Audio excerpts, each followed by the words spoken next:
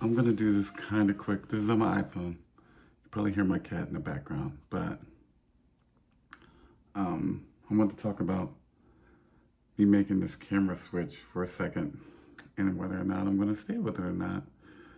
I am in high debate area mode, which where, if any of you know me, know that that's dangerous mode for me to be in.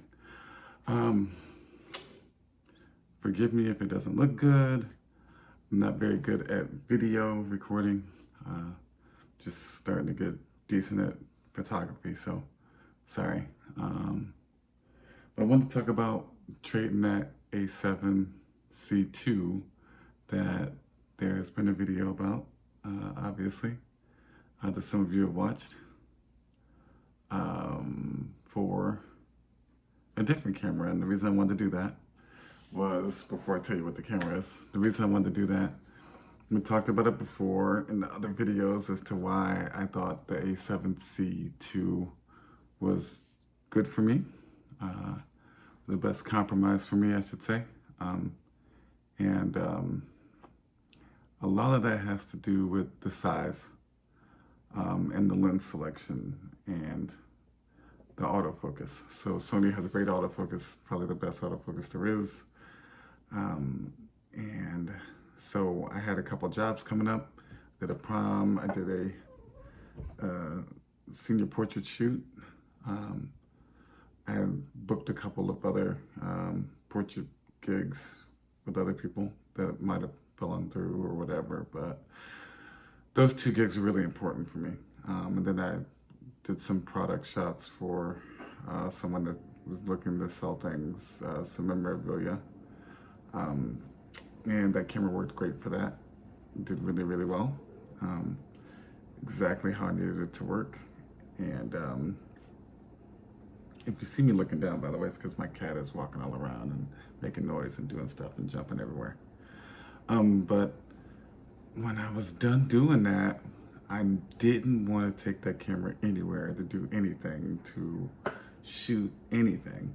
So I've tried a whole bunch of cameras, and I'm not going to go through the whole list of all the cameras because I only have so much recording time on this phone before I run out of space, apparently. So what I wanted to say is it didn't make me want to shoot anything. There's a couple cameras I have. There's the X-T5 that's made me want to shoot things. The Nikon ZF has made me want to shoot things. And whether or not those things have cons, and not all cameras have cons, I guess. But in my downtime, when I'm not doing anything and I want to just walk around and look at a new place and, see where the moment takes me, the A7C II is small enough, but too big. But it's also too sharp, and that's weird to say, right? Too sharp and too clinical, like a lot of Sony cameras, like people say. It's so good at what it does that if you have a decent lens on it, the problem becomes that the picture looks too digital. And that one's the one that gets me more than anything else, I guess, is the too digital. It's hard to talk about, but when you want to walk around for yourself and do things,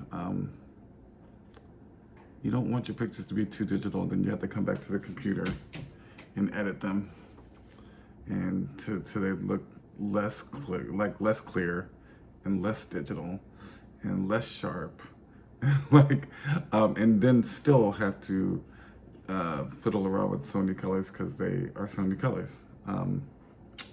So what I do, I got like 10 minutes left. I went to my local camera store, saw what the trade-in value was, looked to get something that was even smaller maybe, but the options in that area are limited. The A7C II is pretty small, but as I was deciding to pick up another X-T5, which was what I thought would be the good compromise again. Which is funny because I've tried the camera so many times, so you'd think if I like it, I like it, and I would know by now, right? But what happened was that there was this camera. I didn't know if you could see it in the background, but there was this. And that's the Leica SL.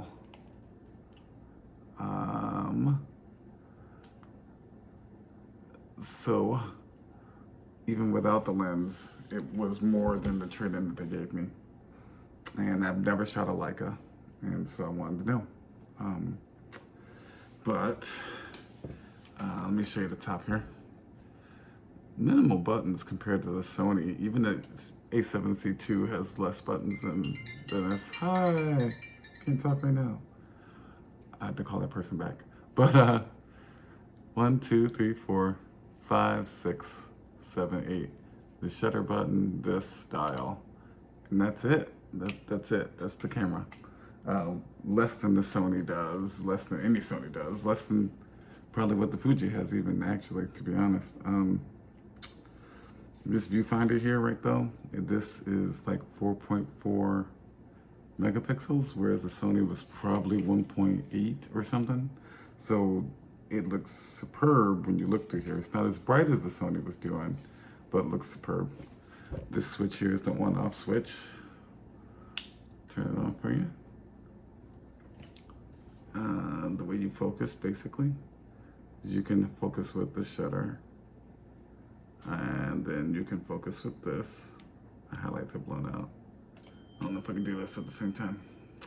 Look at me. And I don't have autofocus on, so let me change that. Okay, so now I have one face detect, so I don't know if it'll work. And just looking at this anyway, it's gonna be weird.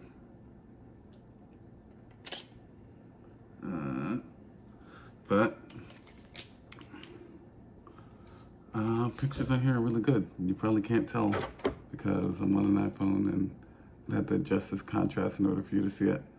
But very sharp. There is a touchscreen, but it only works when you're looking at pictures, which is funny in itself. Colors are amazing. I'll put up some pictures that I shot. I'll even probably put this one up. I don't know, maybe. But amazing. But this camera is like 674 grams or something. Very, very heavy, and that's before you put the lens on it. I've enjoyed every single picture I've taken with this camera, every one. Put it back here so maybe you can stay in the picture while we talk. But what I don't enjoy is carrying it around. Afraid that maybe someone might see the red dot and know about Leica cameras and think, hey man, this is a good dude to come up on, you know what I'm saying? Yeah, I don't know. But to wrap it up, I don't know. I'm in a decision phase right now. What do you do when you like every picture you take from a camera, but you don't like taking it anywhere unless you decide to take it, like a purposeful decision to take it? Whereas I guess the Sony, I didn't want to take it anywhere. I just wanted to use it for shoots and stuff because it was the best tool for the job. I don't have many jobs, so that part doesn't really technically bother me. But yeah, what do you do? I'll throw some pictures up, probably. But I wanted to record this, just so I could see. There's no flip screen on that. That's just a flat screen, and I'm cool with that. I don't do too many of these videos here with YouTube and everything. But yeah, talk to me. That camera is not cheap. The lenses are not cheap. It's got an L mount, so you can use Panasonic Lumix lenses and Sigma lenses. So it's not crazy if you find the right lenses, and there are some great lenses. That's a Lumix 50mm 1.8 lens, and it looks fantastic from what I can tell. So I will say it's better than the Sony 50mm 1.8 lens that I use to just walk around with. But yeah, I don't know. Crossroads time. You know, I'm still within the return period. Obviously, I probably can't get my other camera back because it would probably be more than what that is. I don't know. It's a good question. And I don't really want that other camera back. So, I mean, at this point, I think my options would be Nikon ZF again or X-T5 again. I mean, this is a Lumix S9, but I feel like I'm going to have some kind of thing that I don't like about that, probably. So I think that's kind of off the table. There's a Leica Deluxe 8, that if you can find it. But yeah. Anyway, thanks for watching. Let me know what you think about this big boy right here. See this? Like, I'm trying to see how many fingers I can use to hold this. This would break my finger. What about 2? No. We got 2 in the back finger. We got 2 in the back finger. So 3 fingers. And the dexterity there. That's real serious. But this is a premium camera that cost, I guess it's SL3 now, but I mean, pretty substantial compared to other cameras. And it doesn't work as well as far as autofocus and stuff like that as other cameras. So the big thing on this is you get really good colors, and when you nail a shot, it looks fantastic. Look at the pictures. Let me know. All right, bye.